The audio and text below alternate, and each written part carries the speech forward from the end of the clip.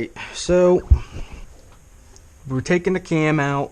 We're going from SS1 VVT to SS3 VVT, and this video is basically going over the procedure of pulling the cam without having to pull the heads. Now this is the first time I've ever done it, and so it's been a learning procedure for me, but mainly the reason I'm here was because I wanted to do it myself first, get the steps down, make sure everything was correct, and then I could tell you guys how to do it. So what I did first is just visualize with me for a second. The motor is complete. I took the Veram off.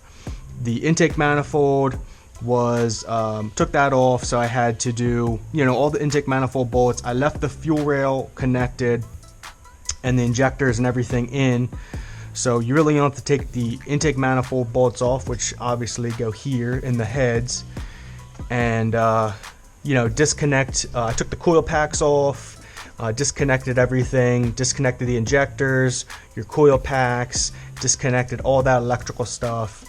Took the brake booster hose that comes off the back of the intake manifold, took that off the back, and disconnected the fuel rail. Got the fuel rail, got a, what's the vacuum hose, a little vacuum line, got the fuel rail out of the way, folded all that stuff, and then popped the intake manifold off, had that sent away to GPI, and actually it's supposed to be back probably today.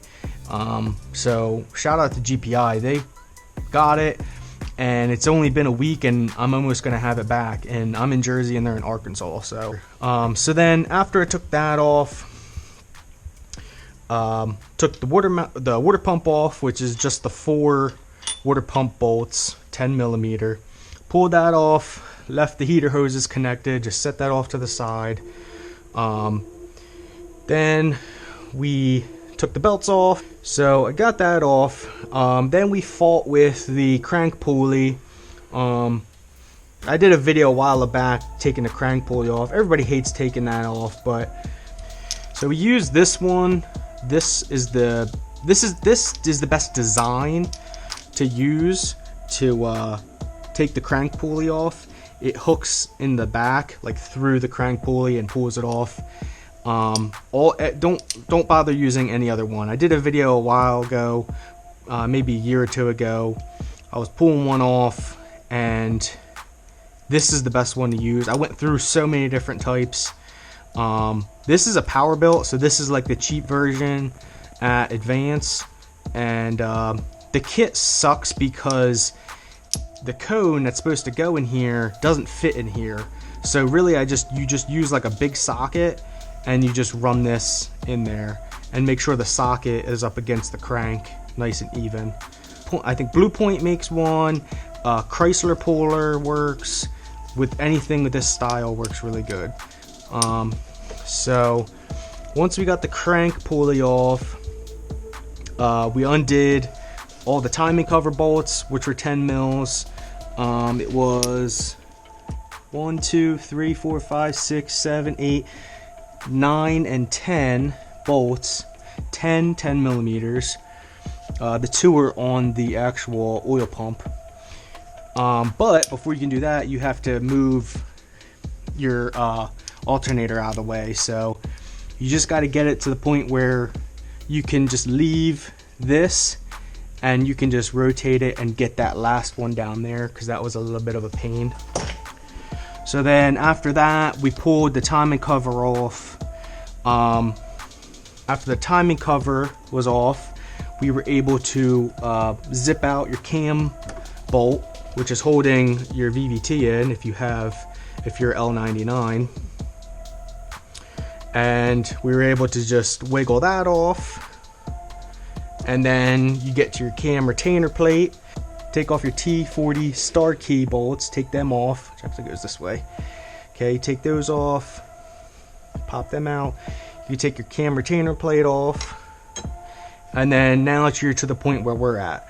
So we slid our dowels in, 5/16 dowels, wooden dowels, got them for 93 cents at Home Depot, and we slid them into place.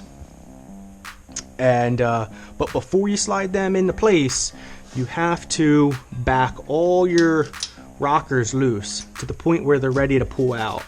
I made a mistake of only taking half the threads out. I thought it was enough space, but it wasn't. When you start pushing these in, it actually tightens up on this, and they were still a little tight, so I actually had to pull them to the point where they're ready to come off. And then, super easy, I'll show you how easy. This is how easy they should go in and out. Very light pressure, they should slide in and out. If you should just have just like a slight pressure pushing in. If it's hanging up, just rotate your cam.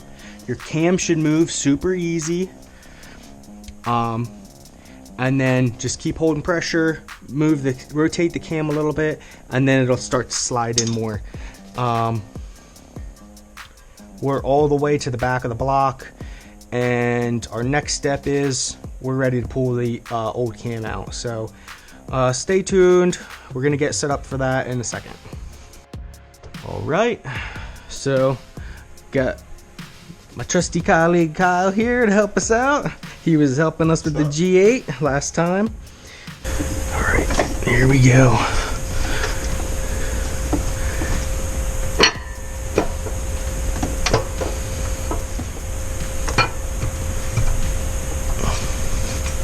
Okay.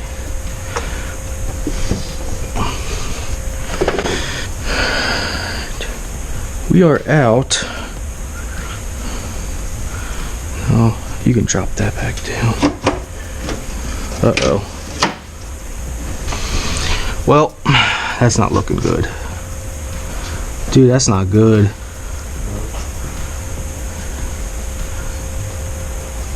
Look, one right here, starting to eat the cam up. Dude, this was eating the freaking cam up. Right here. Dude, no wonder it was slower. I'm probably gonna have to pull the heads off. Guess we're gonna have to pull the heads and get them ported. Well, looks like she's gonna be down longer than we thought. We gotta get the new cam in anyway. So we're gonna put the new cam in, slide that into place, because you gotta have the new cam in before you can, you know, pull the lifters out.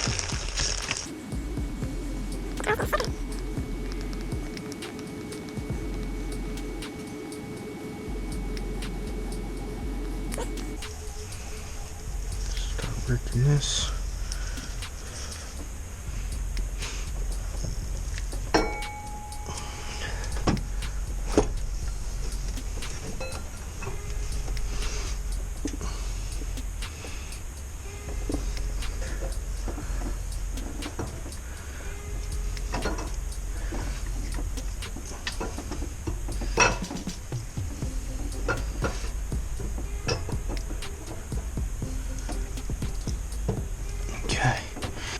Cam's in, pull the rods out, start doing that.